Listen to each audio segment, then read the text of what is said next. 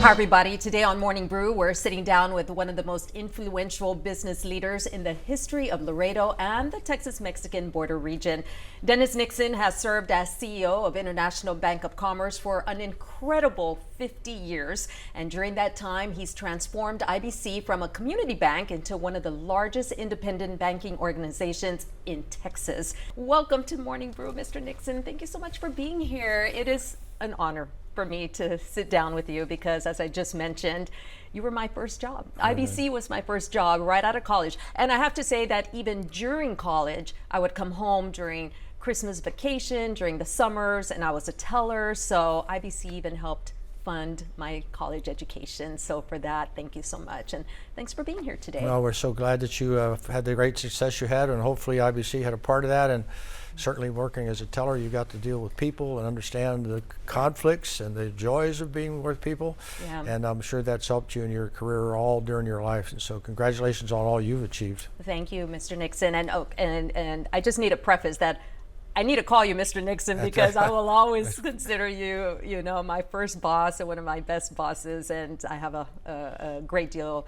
of respect for you. So, but I do want to say that whenever I run into somebody who tells me, oh, I worked for IBC, it's kind of a rite of passage if you work for IBC, and you see these individuals in leadership roles all over the place, and typically in roles that are very people oriented and they're charismatic. And I think that because of your philosophy as the CEO of IBC and the we do more and being very personable leads to very successful people, because that's the type of boss and CEO that you always have been. Let's talk a little bit about your we're very proud of what you just said, because we do deal with a lot of entry-level jobs. People get out of high school, they may be going to college or going to college and working, which a lot of people did in my generation especially. And the attributes and the teachings that we have at the bank, we think really creates a wonderful opportunity for them to expose all their thinking and be able to deal with people, which is our business. And so it's a great opportunity, and I know you probably enjoyed that. And even my daughter, when she was in college, she worked part-time in the summers at the bank, and we used to always laugh at the stories she would tell of the things that went on during the day at the bank. So it's a lot of experiences, and we're very proud of IBCers everywhere. And we're constantly running into people who have spent time with us, and we love the people who stay longer. We have people who've been with us as long as I have, but we do recognize that people move in different directions, and we do love the fact that we're an entry point for a lot of great people. Yeah.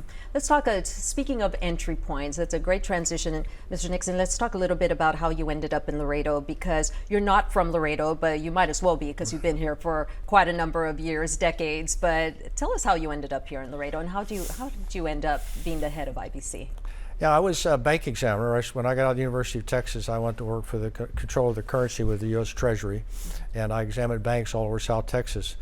And one of the banks I examined was the Union National Bank in Laredo. And back in 1970, a little bit before 1970, Byron Nelson, who used to be the second officer in the bank behind Mr. Keck, had a heart attack, and Mr. Keck got really nervous that he was never going to be able to come back to work. So he reached out to me and offered me a job at that time, and so I accepted that job. And so I moved to Laredo in 1970 to be the number 2 guy in the Union National Bank, and that's where I spent my first 5 years in Laredo. And then I transitioned into the Bank of Commerce at the time when the Sanchez family got control of it, and they wanted to change the leadership. So I'd known the Sanchez family a little bit before that as part of the union experience, and so we'd kind of hit it off, and they offered that position. It's something that I had planned for and looked for all my life, that I wanted to do that. Obviously at the time I was very young, 33 years old, so 33. It was a little bit of a leap. But I'd already had quite a bit of experience, because I'd been an examiner for 6 years, and then I worked at Union 5. And so I had regulatory experience as well as banking experience. So I felt like I was pretty well equipped to do the mechanics of banking, but then the big challenge is the people part of banking, the customers as well as the people that you work with. So that was the biggest challenge of all. You know, you felt ready to be the CEO of a bank, and the bank at the time had about 40 million in assets or so. Yes. Yeah. Were you worried that, were you ready for that? And were you worried about, because you were going to go up against other CEOs that were going to be twice your age? Right. No, it was really, I think my generation, especially, we were taught to be self-reliant, and I can remember when I went off to UT, my parents didn't take me up and tuck me in and find me a place to live. I got my car, a car that I'd bought because I'd been working already in part-time kind of things and built up cash to buy a car. And I loaded my stuff and went to UT. And so now you've got to go up there with the parents, and they got to find you a place to live. They got to tuck you in. They got to worry about you. We were much more advanced. I mean, I felt at 18 I was equivalent to maybe a kid today that's 30. And so it's a much different attitude. So I felt very comfortable that I understood, like I said, I felt very comfortable with the mechanics of the business and how to deal with it. And I was dealing with customers at Union. So I'd gotten a really good introduction into the city and to the people. So I felt very comfortable moving to Bank of Commerce and being able to do that job. Plus, I was very fortunate to have Mr. Sanchez active. He was, a good leader. He didn't want to be in the bank. He didn't want to deal with the details of the bank, but he loved the customer relationships. He loved to be out with people. And so I would be with him a lot. And so he was the older, more senior person, and I was the young kid. And unfortunately for me at the time, when I was 33, I looked 25. So it was even worse for me from that standpoint. People take me seriously. But I think because I apparently knew what I was doing at the time, people got confidence in me, and with Mr. Sanchez's activity and his role, it worked out beautifully over the years. I read that you and Mr. Sanchez never, ever got into arguments, that you all were always on the same page and never disagreed.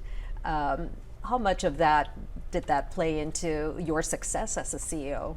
Yeah, I wouldn't say that we were always on the same page, but I think we had built such a respect for each other that, every time I would have something that was kind of irritating, like you'd have maybe with a family member or something, and I would always think to myself, well, is this really worth creating a big fight or some kind of an obstacle? And I would usually come up with the answer, no, let's just move on. And I think he almost probably was doing the same thing subconsciously. And I'm sure I irritated him from time to time, but we never felt that those irritations were to rise to a level where there should be a confrontation. And so I think that's why we got along so well. And we were always on the same mission. He was very excited and committed to IBC. In fact, I think he liked it more than the oil business, and really spent a lot of time. He traveled with us. We were all over Mexico, all over the place with him, going to all kinds of events, reaching out to all kinds of different people, different businesses, and he was always right there with us. So he was very focused on getting to that first $1 billion, and I still remember that he was so excited when we called him up and said, well, we hit the $1 billion mark. So wow. It was a big day for Tony Sanchez. Yeah. And so when I moved to the Bank of Commerce, I was immediately able to put in place a lot of things that I liked and thought would be successful to the bank. And Mr. Sanchez gave you that flexibility and to do the whole so. board did. We had a good board, and the whole board gave us that kind of support. And everybody wanted to grow. Everybody wanted to achieve things. And so we were all a great team. And then we had a bunch of officers that came in at the time and then after that were just really dedicated to growing the bank. Nobody basically ever said no. If you worked 12 hours a day and then you had to go to an event at night, you went. Or if you had to go on a trip on the weekend for a wedding with a customer, you went. And the wives, all Mrs. Sanchez traveled, my wife traveled, everybody did. So it was really an event where everybody was involved. It was a community of activity. It was a special time and a special connection that I don't think people realized what a great family. And then people have asked me, will you retire? And I said, well, how can I retire from my family? I said, I've dedicated so much time, and the people that I love are all part of the family, or connected to the family, connected to IBC in some way. And that's the energy that you get when you're having that kind of success, and people love to do what they're doing. They just love to participate and love to be a part of it. And then we were struggling against two of the old established banks in town, Laredo National and Union, and people were saying, oh, we're the young kids on the block and the upstarts, and we're really not going to be able to be successful. So we just had to fight through all of that and do the things we thought was right, and we eventually we achieved, because Laredo National Union are not here anymore, Exactly. and we're still standing. And Bank of Commerce was really formed by the retail groups in Laredo at the time, because most of the Union Bank and the Laredo National were primarily agriculture or cattle raising, and they were kind of the old traditional areas of what went on in Laredo over those years. And so there was sort of a rebellion attitude a little bit in the bank too, was like, we want to do things differently, we want to be business oriented, we don't want to be just ranching oriented. And so we took on a whole different path that way, and the board, the people that were on the board, were much more engaged in just the general business world than the other banks, we think. And so it did separate us, and it finally paid off in the fact that people started transitioning to us because we were more committed to that kind of part of the city and especially as trade was beginning to happen, the World Trade Organization, other things on the border were beginning to happen, and we were uniquely equipped to deal with it, which is another positive. It helped us a lot. How excited you were being able to report to Mr. Sanchez that y'all hit your $1 billion mark. Now you're at $16.5 billion. Am I getting that figure correct? Yes, approaching $17 billion. Yes, we're that's exciting. Yeah. It is exciting, and in the 50 years that you've been at the helm, you've also been able to just be a leader in so many policy decisions. Yeah, I think it was one foot in front of the other type of process. You know, you look back at it and you just said it was hard work every day. You know, those things that people say, what does it take to be successful? We try to impart that to our young people, patience and hard work. And a lot of kids today don't have the patience. And one of the things we did is we were working hard, we were moving fast, but we also understood it took patience to be successful, and you had to really allow time to move along and be able to gain the values of that. And so we paid close attention to that over the years, and always balanced our growth between our capital and our earnings and the type of people we were bringing into the bank and the people who were working with us. We felt that was really very, very important. We've had some sensational people over the years. In fact, at our shareholders meeting this year, Gabby and his team, marketing team, put together a beautiful video on the history of the bank and showing a lot of the people, and you look back at all the leadership we had during those years, and that's what it was all about, is that they were very engaged. And my goal and my thoughts all day is I was in love with community banking. I love the fact that banks were a major part of every community, and that everybody met through the banks or with the bank, or that was part of how you grew and how you really were successful as a business person or just as an individual consumer, that you had a good connection to the bank. So I was always very focused on a decentralized operating unit, where a lot of the larger banks like we are today, they centralize everything in one city and sort of drive all the decision making down. Well, we've been just the opposite. We have 12 regional banking centers spread across our system, and we go up from there instead of down from there. We have certain policies and procedures in place to manage a big company like we have. But we want to always understand what's going on in each of those communities, whether we're in Laredo or we're in McAllen or Brownsville or San Antonio or Houston, wherever we are. We're in 75 communities, and we really appreciate everything that each one of those communities gives to IBC, and we give back to them. And each one of them is unique and individually different. I mean, Laredo is slightly different than McAllen, slightly different Brownsville, certainly San Antonio, Houston, and so forth. So if you don't have local leadership there in those markets, you really don't connect well with the people. And to me, that's what it's about. It's a people business. I love to be with people. I love to see their success.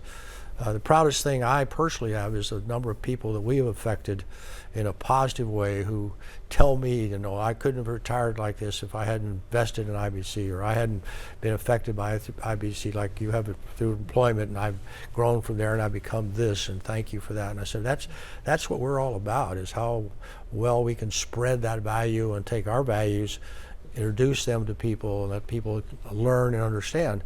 And that today, frankly, that's a harder challenge than we've ever seen, because the young people today come in less prepared than they did years ago. A lot of their value systems are different today. People are not as, what I would call, bedrock as they used to be. They're more into things that you kind of have to shake your head and say, well, what's all that about? But you have to work through all those processes, and it's a lot of challenges, but the result, you find these really remarkable young people, and they do stay with you. I'm proud of the fact that we have people who start started out as a young person like you, stayed with the company, and are now in some leadership role at high levels in our company, doing really great things. And we kind of see that every year when we have our bonus presentations and celebration, because we hand out our pins. You see how many people get longevity pins, 5 years, 10 years, 15 years, how many 20-year pins, 30-year pins you're giving out. It sort of brings you into the context of, really, there's a lot of people here that have spent a lot of time here, and we really respect that. We love to bring people up from inside. We have to time go outside for maybe some leadership positions, but I'd just love to see somebody started as a teller, go to head teller, become a teller supervisor, then become a leader in operations, and then move on to other roles in the company, because we're always trying to create these career paths for people. And then to get them to give back. Our EAB, for instance, is out there, our employee group. They started that. They put it together 25, 30 years ago, and they go out and do all kinds of things in the cities in every single market. And we sponsor that. We bring them together once a year and talk about all the things they're doing, give them energy to continue to do that, thank them for the work they're doing, and have all kinds of awards and prizes for them, because they do marvelous work in the cities. And in many communities, if it isn't for the IBC volunteers, these NGOs wouldn't have any support at all. They wouldn't have people to take the money and sell the tickets, or be at the events at the gatekeepers at the gates and stuff like that. So that's part of all of our integration into the community, and really be a part of that. And a lot of the bigger banks have just lost all of that. They just think they can buy an ad in a newspaper or a television program or something, but they don't have to connect to the people like that. And that's where I think I get depressed about that, because our industry is losing its way in that sense, and we continue to lose community banks because they just can't survive anymore. So what we see here in Laredo is everywhere, with that whole "we do more" mentality, and that, based on what you're telling me right now, has led to a big part of why IBC is so successful. So let's talk about the "we do more." Where'd that come from? We talked about that, and we've sort of researched it. We can't really quite remember when we started that. It's been in our blood since forever, so to speak. And so where did it really happen? And somebody, bright person, came up with that idea, and we've adopted it. And I think it's just more than a slogan, because we use it as a defining of excellence too. When we have a problem with an employee and they've made a mistake, and we ask them, where's the "we do more" in that job? Why are you not doing more? And if you've made that mistake, why aren't you thinking about doing more? So we use it as an everyday part of our company. It's not just something we put up on a screen and talk to people about. It's what drives us and how we really account for our activities, and we recognize we do more people in our company all the time, and how we respect that work. And so when you live it like that, and it's part of your basic psychic every day, and how we treat our employees, how we treat each other, how we treat our customers, how we treat our communities, and we challenge people to that.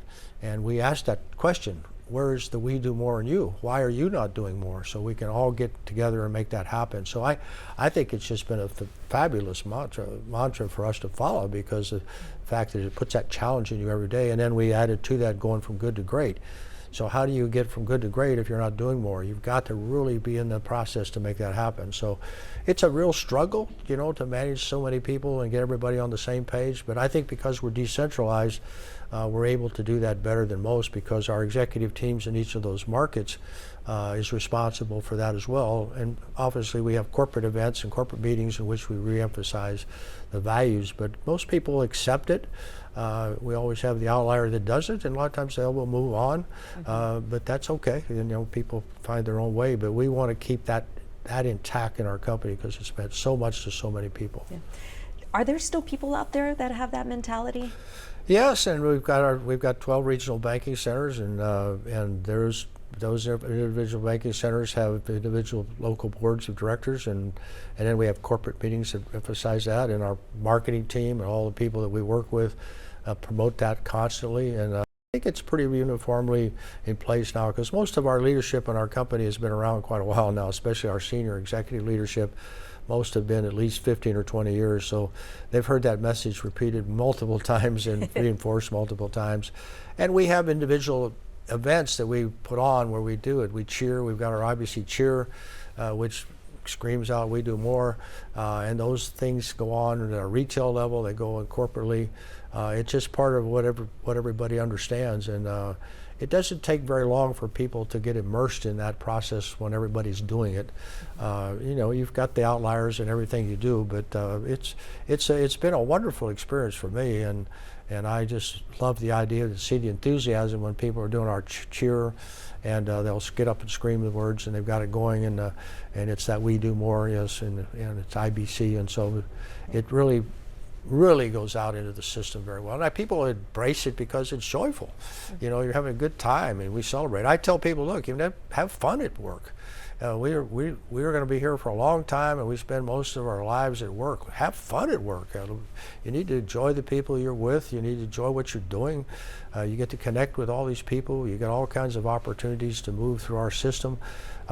Enjoy that. Have a good time, and it's not dreary. My days go by like that, because I'm always busy doing something, meeting with somebody, talking to somebody. That's the fascination of it to me, is that community of interest that you have, and each town has their own kinds of things that they're into, and what's important to them, and that's why that decentralized process is so important, is each one of those communities has that. And most of the people in our markets, we try to get people from there. And our people are from those communities, so a lot of them have grown up there, lived there, or they've gone off to school and they've come back, and there's been an opportunity that they didn't think was there and now is there because of IBC. Have you noticed over the years, Mr. Nixon, on the brain drain? We've got such talented individuals in our community, and then they go off and they get degrees and they just don't come back. What are your thoughts on this? What do you tell youngsters who might be at your bank, earning a college degree like I did? How do you convince them to come back home and give back to the community and be a part of it? They've got to have a good future, and they've got to have social and quality of life issues, which we've fought for here in Laredo for a long time. I'm still disappointed in the fact that we don't have enough quality of life issues here to be able to go and do things. People want to go to San Antonio or Austin or someplace else because they envision much more to do outside of their work day. But we're also seeing people coming back who have gone away and their parents are here, in some cases in Nuevo Laredo, and they come back because they feel an obligation to be involved in their parents in the latter part of their life, and so we've found opportunities there.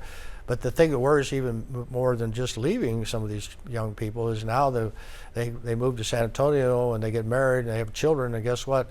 The parents who were here now decide, well, I'm moving to San Antonio because my kids are up there and I want to be close to my kids. So we're losing some of our generational people as well because there's no opportunities here. So we don't just lose the kids, now we lose the parents. And so, yeah, that is a real problem, and we need to do more in each of the communities to be aware of that.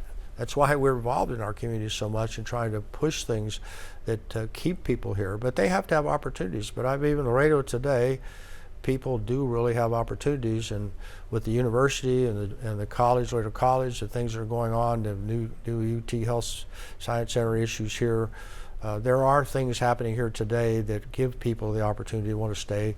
And then the scale of the city's gotten to the size now where there is something to do. My big disappointment is what's happened in Mexico. We've lost our connection to Nuevo Laredo because so many of us, I'm sure you did when you were younger, enjoyed all the social life and the camaraderie of our sister city, and missed that a great deal. And I hope at some point we can build that back, because I think that's very important to the experience here on the border. Let's start with immigration, because you wrote Common Sense Border Management Solutions. You had your own solutions to immigration, and you wrote this back in 2024. And I want to talk a little bit about when you started branching out into other ideas other than banking. When did that come about?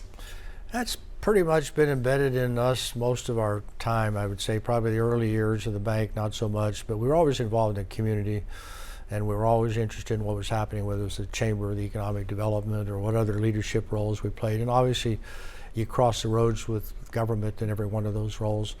And in my career, my biggest obstacle and my biggest challenge has been dealing with government. Our banking is a heavily regulated industry, And so we've always had to fight for issues and argue about problems and try to put sense into things. And that's why I named things common sense, so people can get a view of that.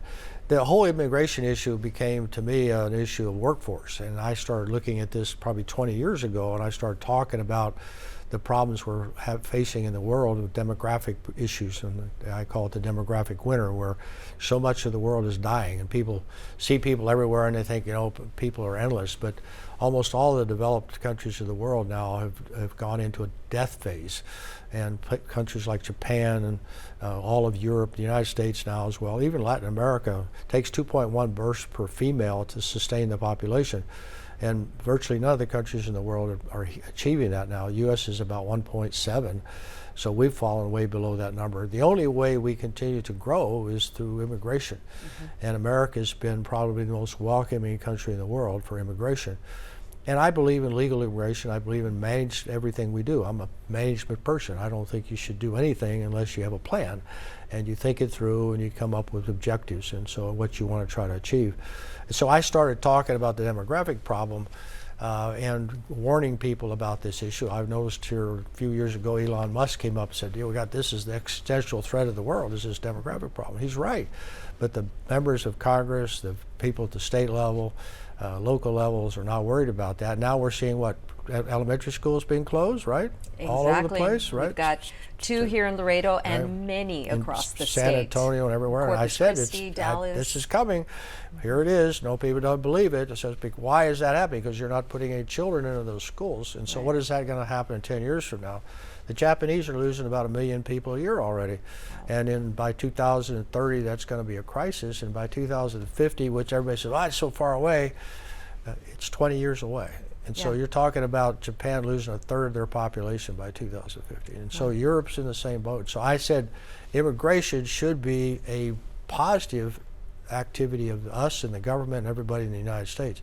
If we don't have any workers and all the AI things that we're talking about, all your automated system here that help, but that may just be slightly behind the process of keeping up with the workforce we need. And so we also have a difficult problem with the trades because everybody had to go to college during the liberal period. I call the Obama-Biden period. Everybody had to go to college and they put a lot of money into that. But that stripped away all the interest in trades. So now we don't have any electricians, we don't have any plumbers, we don't have any drywall people, we don't have any carpenters. Name it, we don't have it. Well, what happened now, we're cutting out the immigrants who are coming in here filling those positions. One of our great customers from Mexico is in the construction business. We were at a meeting a while back and she says, I'm really upset with you. And I said, why? She says, every time I train 10 welders, 8 of them go to the United States. I said, I'm sick of it. So I said, well, I understand why you're sick of it, but that's the problem. We aren't doing that. So we worked with Manita at the college now, not junior college anymore, the college, and worked with her on providing skill training programs over there. And she's undertaken that. And she's doing exactly the right thing. But look, it takes years to become a plumber. It takes years to become an electrician. So our connection to our workforce is being lost, and because we've neglected focusing on that and bringing the right immigrants into this country, we've got a real problem that is really going to, I think, crystallize big time by 2030, where we won't be able to build things. Some of these resorts and restaurants won't be able to open. And this whole negativity that was created, this whiplash we had from all the border being opened and people getting upset, people in Des Moines or someplace in Cleveland or someplace in the Midwest getting really upset, creates a very negative vacuum now that we've got to fill. So can we get decent immigration reform where we can deal with the people who are here, the people we know have worked hard, the DACA people? I mean, we have 40 DACA kids that work for us on our company across the border. They're excellent workers. They're wonderful people, and we want to keep them. So, I'm going to fight for that. And I think the role as a community bank is to fight for our cities. We're going to be no better than our cities. So I need to be involved in order to maintain our cities because I am a reflection of the city. If my city declines and fails, I fail. So I can't let that happen. And so people, get kind of irritated with me sometimes because I push very hard. But the thing that's killing us more than anything that I see today is complacency. Probably 15 or 20 years ago at an event where somebody was speaking and I was in that event and he said, the biggest danger we have in America is complacency. And I started thinking about that. And I started following that carefully, and I realized that he was absolutely right, is we are just not interested in doing anything productive in these areas of government. We've just given up, so to speak, that government can't be fixed. And if we do that, you know, we go the way of Venezuela and all these other countries, because they've lost interest in being able to control what's happened in government. And government is supposed to be working for us, not working for them. And so now we live in a permission society. Everything we do today has to have the governmental permissions attached to it. We got to file an application or a permit or Spectre or something. It's ridiculous. And my industry, the banking industry, was just suffocated by restrictions and controls, which push people out of the bank. We couldn't even make consumer loans anymore because of all of the requirements of DEI and the woke things and all the problems that went on. The so-called protecting people was pushing them out of all the institutions into payday lenders and all these kind of what I call predatory practice industries that really take advantage of the consumer. So you moved them from the place where they were really protected and you put them into the hands of the coyote. And it was just disgusting to me. So yeah, I'm going to be involved in it because I love this country. I love our cities. And I think that the people that here that don't vote should be ashamed of themselves, and that they don't participate. We try to do research, we try to interview candidates, we try to work with people. We have a PAC, we have a full-time public affairs organization in our company that does nothing but go out and look for the very best people to run and to be in these jobs, because we need good people in these jobs. We're not getting that today, and we're going to pay severe consequences for that, because we're not getting legislation and bills passed to protect the people. It's to protect the government, and it's really very sad to me to see how far we've deteriorated. Yeah, you are very passionate about this, as we can see. When you go to Washington, Mr. Nixon, do they listen? You are a pillar and you have a lot of good insight and the pulse on what's going on here on the border and in your industry. Do they listen to us? They listen. They do listen, but you have to spend a long journey with political people. It's not a lot of people just think I can make a trip to Washington and have a visit in the office.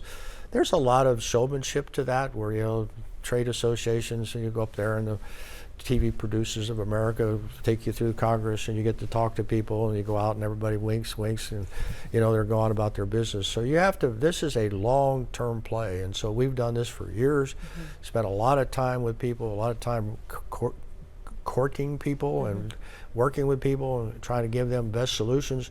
And so we've been able to bring people to play in our communities to get things done, you know, and that's really important to me, that it's not just about the banking business, it's back to my community. I want Laredo to do the best. If you don't have these contacts out there and you don't have this outreach, and on a continuing basis, you got to continuously do it. You know it as well as I do, being a professional. You've been at this a long time. It's not hit and miss thing. You have to do this every day, you have to be engaged every day, and you have to be consistent. And that's what we do, and we appreciate very much the people who help us. I tell people, you want to do this, I'll help you. But people won't do it.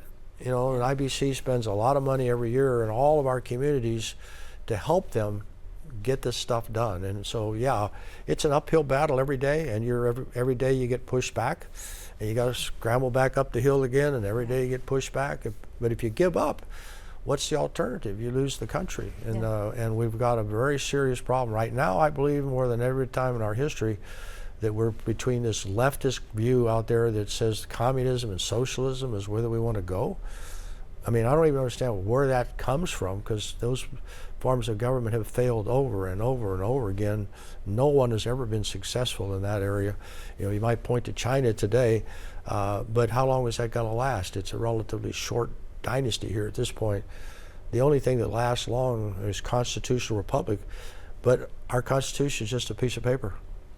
Yeah, it's the people behind it. It's the people behind it. Exactly. So we don't be involved and engaged.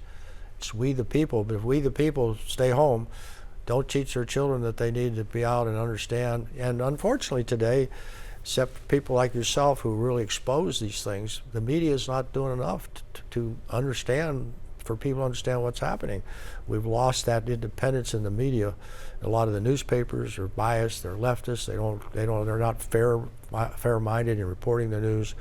And I know you've done some things, and we really appreciate your work because you've exposed some very important things that need to be exposed. Well, I appreciate that. Thank you. And you're absolutely right. We just need to keep fighting the good fight. Now, Mr. Nixon, these questions, I polled the newsroom for some lightning round questions, and these are things that my colleagues came up with. So don't put too much thought of it, just the first thing that comes to your mind. And the very first one, crypto or gold? Gold. Definitely gold. Okay, mobile banking or walking into a branch? Both. Both of them. That's right. Okay. That's right. Okay, so both just as good as one another. Well, they're not, but together they're wonderful. Okay, perfect. Okay, text or phone call? Phone call. Phone call. Okay, cash or credit card? Probably today, credit card. Oh, really? Yes, yeah. Interesting. Okay, AI, opportunity or concern? Opportunity. But it has to come with concern, because like all new technologies, they have to be learned. Yeah, I totally agree with you on that one. Okay, Texas or Oklahoma, because you've got branches in Oklahoma? I have to be careful with that. We just went through the Spurs and the Oklahoma team. That's right. My Oklahoma guys were rooting for the Oklahoma, and I was rooting for the Spurs, so I just kind of be quiet, you know. You're going neutral on that one. Okay, coffee, tea, or matcha? I'm a tea guy. Okay. Okie doke. Tacos or burgers? Tacos or burgers? That's a both again. You know, you got to have both of those. You know? Yeah, they're both really good. Yeah. Morning or night? I'm a morning person. Okay, woo. Yeah. So am I. Okay, this one came from one of our economists. Bearish or bullish on the economy? I'm bullish with certain caveats and reservations. You know, there's some things that have to be done right, like we got to get this war in Iran solved and some other things. But I'm generally bullish. Okay, so you're an optimist. Okay, this one is coming from everybody who is just wanting your insight. You have $100 in your pocket. Where would you invest it? $100 in our pocket. IBC stock. Okay, good one. And we saw what it was going for right now. It's about $70 a share right now. So we can all have one share of IBC. That's right. And then in many years from now, we will be doing very well off. Okay, one word to describe Laredo. Wonderful city, multicultural city that's really refreshing in terms of how we deal with racial relationships and cross-border issues. It always amazed me that when you go outside of Laredo, you really see that when you run into people from Laredo who have been in Washington or moved to someplace else, and how well they do and how successful they are. So I think the seeds of this city are well placed, and when people go out, they seem to do really well. And I think it's because they have a clear vision and they don't have any impediments about race or gender or those kinds of things. And so it's refreshing to see that. So your one word would be refreshing. Refreshing. Okay. One word to describe IBC. Dedicated.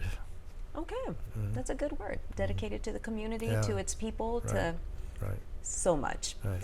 Okay, final parting words, Mr. Nixon. What would you tell your 33-year-old self now 50 years later? Yeah, I think that all the hopes and aspirations that I had as a young person, which are clearly not learned day one, they grow over time, is that, you know, most of them have come true, and I think it's primarily because of the people that have been associated with IBC. I'm a happy spokesman for a wonderful group of people. You know, we have 300 and some odd officers that work every day to make our company great, and all the customers, the people who really love IBC and do extra things for us because we try to do every extra things for them. So it's not something you can really predict when you're that young, but you have a target and a role to go, and if everybody would be patient, put one foot in front of the other, and learn. You got to stay all the time learning. I read constantly, listen constantly, and why God gave us 2 ears and 1 mouth. So if we do more of that, we'd be better off. Those are good parting words. Listen more than speak. That's right. Yeah, absolutely. Right. Mr. Nixon, thank you so much. Thank you. Enjoyed it very much. Appreciate your time that you spent with us. Thank you for your maroon dress. Oh, yes, IBC. Went back to my room.